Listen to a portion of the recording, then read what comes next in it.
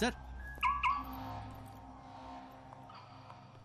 Sir మీ phone మర్చిపోయారు. Oh thank you. Welcome. Thank you so much.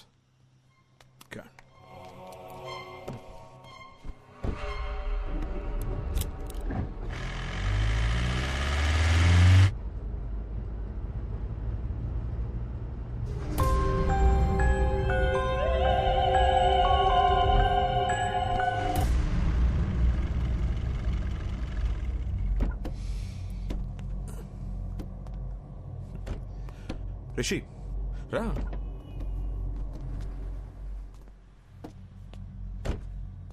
ఏం చేస్తున్నావు రిషి? నీకు ప్రాబ్లం ఉందని నా దగ్గరికి వచ్చావు. ఇప్పుడు నన్ను భయపడడానికి ట్రై చేస్తున్నావు ఎందుకు? సార్ నాకు మెడికల్ ప్రాబ్లం అని చెప్పి నన్ను పంపించారు. ఆ తర్వాత కారిడార్లో వెయిట్ చేస్తుంటే ఏసీపీ గారిని చూశాను డాక్టర్. బాగా భయపడిపోయి అటు ఇటు తిరుగుతూ తనలో తనే మాడుకుంటున్నారు. నాకేం అర్థం కాలేదు. ఏదో దెయ్యాన్ని చూసినట్టు అలా భయపడ్డాడు. అప్పుడు డౌట్ వచ్చింది డాక్టర్, మీరు నా దగ్గర ఏదో దాస్తున్నారని. అందుకే మిమ్మల్ని భయపడదామని ట్రై చేశా.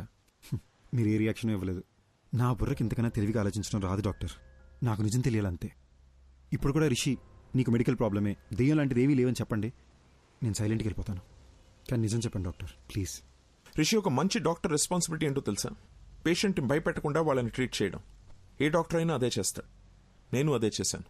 కానీ నీ క్లారిటీ చూశాక ఇంకా దాచాల్సిన అవసరం లేదు అనిపిస్తోంది. నీ ఒంట్లో ఉన్నది దెయ్యమే.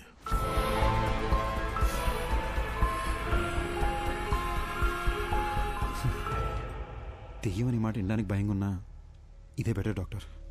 బై ఛాన్స్ లోపల దెయ్యం రియాక్ట్ అయితే సేఫ్ అవడానికి ప్రిపేర్డ్గానే ఉంటాం. రిషి, ఒక్కో కేసుని ఒక్కో విధంగా అప్రోచ్ అవుతాం. కొన్ని కేసెస్లో వెంటనే రిజల్ట్ చెప్పేస్తాం, కానీ కొన్ని కేసుల్ని ట్రయల్ అండ్ ఎర్రర్ బేసిస్లో ట్రీట్ చేస్తాం. Now it's all about patience. కొంచెం ఓపిక పట్టండి. You'll be fine, trust me. Thanks doctor. Take care. ఇబ్బంది పెట్టుంటే సారీ.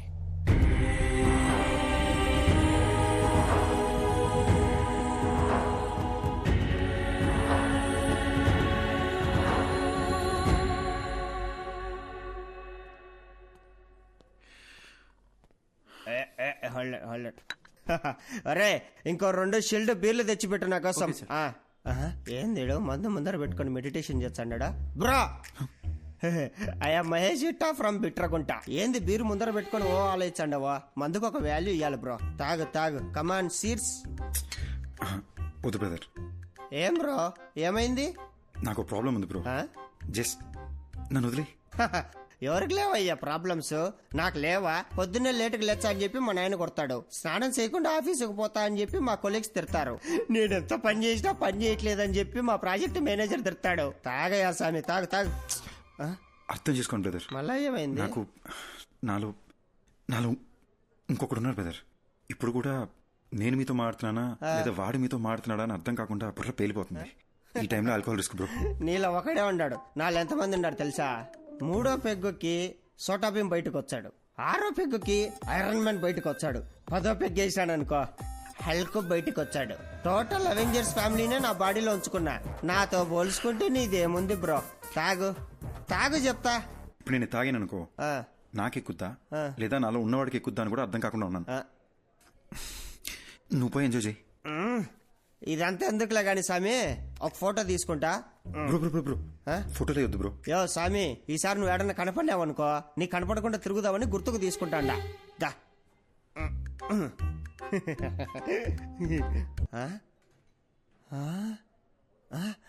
ఎర్రాడు ఏమెతుకుతున్నావు? ఇందాక నీతో ఫోటో తీసుకుంటా అంటే ఏడో నక్కమొక్కమోడు మధ్యలో తలకాయ దురిశాడు. నా కొండగాడు ఏడున్నర్రాడు. ఆ నక్కమోడు ఇంకెవడో కాదు, ఇందాక నాలో ఇంకొకడు ఉన్నాడని చెప్పాను, ఆడే.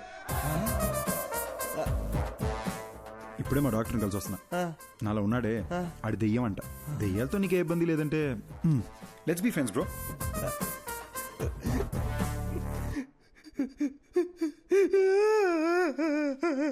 భయ భయ భయ ఎందుకు ఏడుస్తున్నావు? 3000 పెట్టి 7 పీర్లు తాగినా ప్లస్ GST తాగింది మొత్తం దిగిపోయిందిరా అయ్యా. ఇప్పుడు సీపులు ఎక్కడ తాగుతా గానీ మళ్ళా ఎక్కి సావదు. హలో ఒరే షటర్ ముయ్యాకరే, నేను వస్తాడా? Bill please. ఎక్కడికి వెళ్తున్నావు? అద్దంలో ఉన్నది ఎవరని ఏసీపీ గారు కనిపెట్టారంట. డాక్టర్ రమ్మన్నారు. చూశారా, విభూది బొట్టు. అంటే ఇప్పుడు మీకు దెయ్యం అంటే భయం లేదంటారు? అస్సలు లేదు. వెరీ గుడ్ ఎస్పీ గారు. కానీ మీకు తెలియదేమో, దెయ్యాలకి విభూతి బొట్లు గుళ్ళు తాయత్లు ఇవన్నీ నచ్చవు. అమ్మా, అవును, ఇదంటే వాటికి ఇష్టం లేదు. ఇష్టం లేదు. అయ్యో అమ్మా. Hello doctor. Hey Rishi, come on in. Have a seat. Hello Rishi. Hi sir. Hello sir. Come sit. కూర్చోం, కూర్చో. సార్, ఎవరు సార్ అతను? ఎలా కనిపెట్టారు సార్? తమ్ముడు, ఇది 4 రోజుల ముందు జరిగిన యాక్సిడెంట్. హైదరాబాదు నగర శివారుల్లో జరిగింది కాబట్టి వెంటనే మనం ట్రేస్ చేయగలిగాం. తమ్ముడు, నువ్వు ఎప్పుడైనా చేవెళ హై మీద వెళ్ళావా కారులో ఈ మధ్య? సార్, అవును సార్. రీసెంట్గానే వికారాబాద్ నుంచి రిటర్న్ వస్తూ అటే వెళ్ళాం సార్. ఇన్ఫాక్ట్ ఆ చుట్టుపక్కల ఉన్న ఒక శ్మశానంలో కూడా వెళ్ళాం. అక్కడ ఒక డెడ్ బాడీ కాలుతుంటే కూడా చూసాం సార్. Same spot. ఇప్పుడు మనకు శ్మశానం, మంటలు, శవం మన కేసుకి ఎలాంటి సంబంధం లేదు. అది డెత్ స్పాట్. అర్జున్, మాధవి అనే కపుల్ ఆ ఏరియాకి వచ్చారు. స్పాట్ లో 2 చచ్చిపోయారు.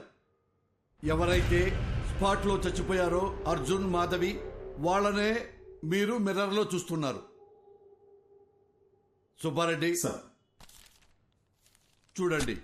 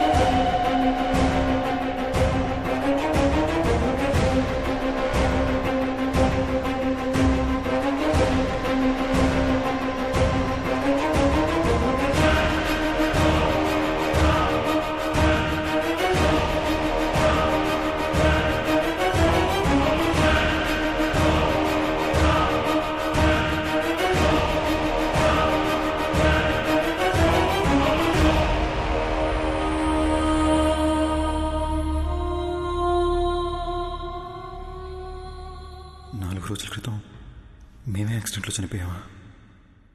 ఇతని బాడీలోంచే ప్రపంచాన్ని చూస్తున్నానా? అంటే నేనే దెయ్యాన్నా?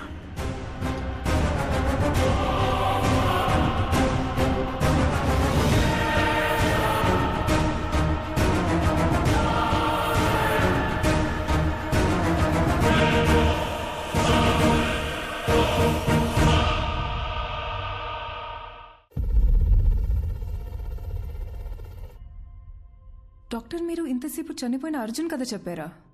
అదేనమ్మా ఈ కేస్ స్పెషాలిటీ. అర్జున్ చనిపోయి రిషి బాడీలోకి వచ్చి తన బాడీలోకి రిషి వచ్చాడనుకుని భయపడేవాడు. సారీ సార్, ఒక్క నిమిషం. మరి అద్దంలో అర్జున్ రిషిని చూసినానని చెప్పారు. యాక్చువల్లీ రిషికి అద్దంలో చనిపోయిన అర్జున్ కనిపించేవాడు.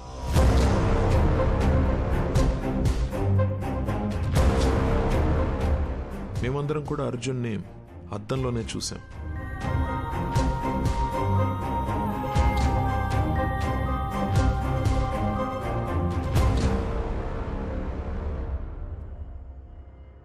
అర్జున్కి నిజం ఒక పెద్ద షాక్ అనే చెప్పాలి.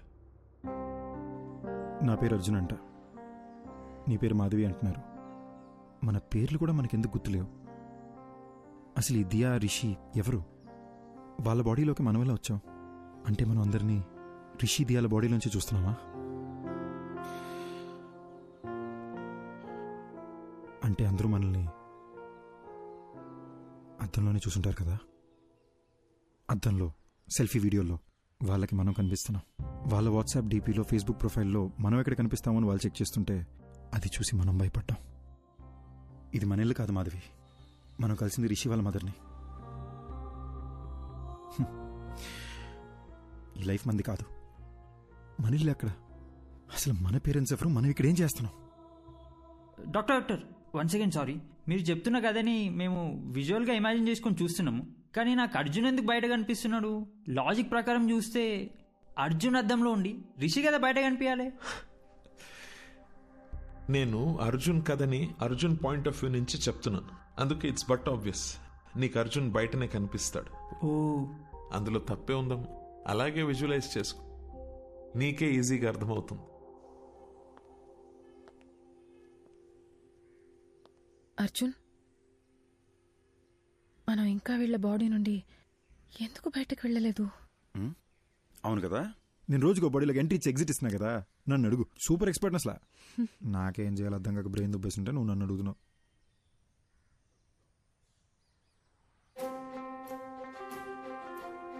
మాధవి, ఇప్పుడు దాకా మనం అద్దంలో చూసిన ప్రతిసారి భయపడి పారిపోయాం కదా. అవును. ఒకసారి అద్దంలో మాట్లాడి చూస్తే. నేను బాత్రూంలో ఒకసారి మాట్లాడి చూస్తా, నువ్వు బెడ్రూమ్ మిర్రర్లో ఒకసారి ట్రై చేయి, ఓకేనా?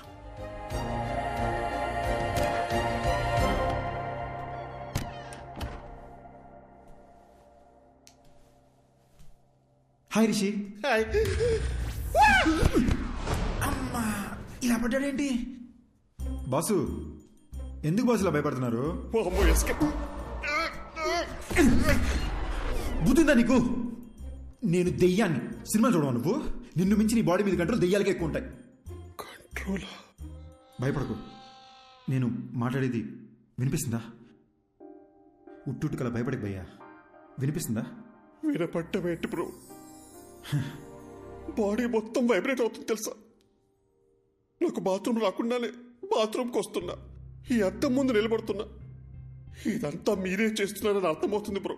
మమ్మల్ని వదిలేండి బ్రో ప్లీజ్. బ్రదర్, ఉట్టుకలా భయపడద్దు బ్రదర్. నేను సినిమాలో చూపించినట్టు వైలెన్ దియాన్నేం కాదు. నేను మీలాగొక మామూలు అబ్బాయినే బ్రదర్. అసలు నాకు మీ బాడీలోకి ఎలా వచ్చాననే విషయం కూడా గుర్తులేదు బాస్. అట్లీస్ట్ అది తెలిసినా బయటికి ఎలా రావాలని ఐడియానే వస్తుంది. ఇప్పుడు ఎలాగో మనం మాట్లాడుకోవడం మొదలుపెట్టాం కదా, నాకు చాలా రిలీఫ్గా ఉంది. మన ఇద్దరం డిస్కస్ చేసుకుని దీనికి సొల్యూషన్ కనబడదాం. ఒక 4 days క్రితం చేవెళ్ళ రోడ్లో మీరు ఏమైనా కార్లో వచ్చారా? అవును బ్రో, ఆ విలేజ్లో ఒక రిసార్ట్కి నేను నా వైఫ్ వెళ్ళాం. అక్కడ చికెన్ 65, మటన్ చాప్స్, ఓ గ్లాస్ లస్సీ తాగి అలా వచ్చాం. వచ్చే దారిలో ఓ కార్ యాక్సిడెంట్ అయి ఉంది. ఎవరైనా ఉన్నారేమో అని హెల్ప్ చేద్దామని కార్ దగ్గరికి వెళ్ళాను. కార్లో చూస్తే ఎవరూ లేరు. సరే పక్కన పోలీస్ స్టేషన్కి ఫోన్ చేద్దామని చెప్పి ఫోన్ తీసుకొని చెవి దగ్గర పెట్టుకున్నాను. షాక్ కొట్టింది. Hello hello. నా వైఫ్కి దయ్యాల సినిమాలు చాలా ఇష్టం అండి. సరే ఒకసారి దీన్ని శ్మశానం తీసుకెళ్ళి భయపడదామని బాగా ప్లాన్ చేశారండి.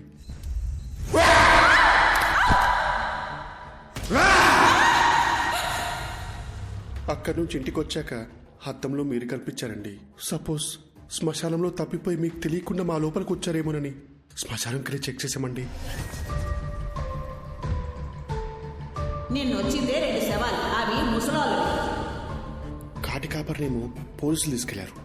అది నీ డెత్ గురించి ఎంక్వైరీ కానీ నాకు ఇప్పుడు అర్థమవుతుంది. నాకు అక్కడ యాక్సిడెంట్ అయింది. శ్మశానంలో నా గర్ల్ ఫ్రెండ్ భయపెట్టాను. తిరిగి ఇంటికి వచ్చేసరికి అద్దంలో మీరు కనిపిస్తున్నారు. నాకు అంతే బెదురుగుతుంది. ఓ పని చేద్దాం బ్రదర్, ఆ డాక్టర్ ఉన్నారు కదా, ఆయన దగ్గరికి మనం వెళ్దాం. నేను మీ ద్వారా నాకున్న డౌట్లు కూడా అడిగి చూస్తా. దీనికి ఏదైనా సొల్యూషన్ కనుక్కుంటారేమో.